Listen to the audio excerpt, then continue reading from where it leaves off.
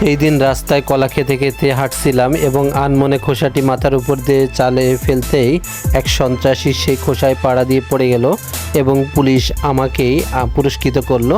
আমি আশ্চর্যিত হয়ে গেলাম।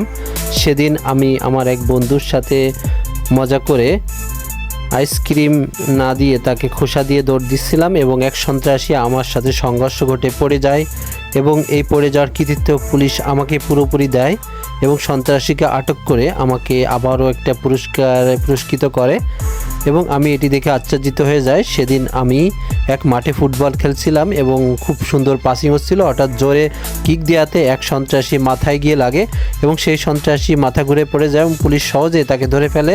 আমার বন্ধুরা আশ্চর্যিত হয়ে যায় এবং পুলিশ আবারও আমাকে পুরস্কৃত করে। আমি এই পুরস্কার দেখে নিজে অবাক হয়ে যাই। ফ্রিজ রাখার পর সেই ফ্রিজের প্যাকেটটি আমি ফেলতে যাচ্ছিলাম, হঠাৎ তরমুজের খোসার উপর বেঁধে পড়ে গেলাম এবং সেই প্যাকেটের উপর বেঁধে এক সন্ত্রাসী আবারও পড়ে গেল এবং পুলিশ তাকে আবারও গ্রেপ্তার করলো এবং এই কাজের সুবাদে পুলিশ আমাকে পুরস্কৃত করলো।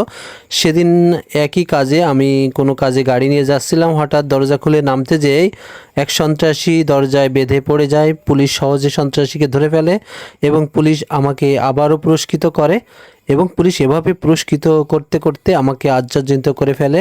আসলেই বাংলা একটা কথা আছে, যদি থাকে নসিবে আপনা আপনি আসিবে। ভিডিওটি কেমন লাগলো অবশ্যই জানাবেন এবং ভালো লাগলে শেয়ার করে সবাইকে দেখার সুযোগ দেবেন।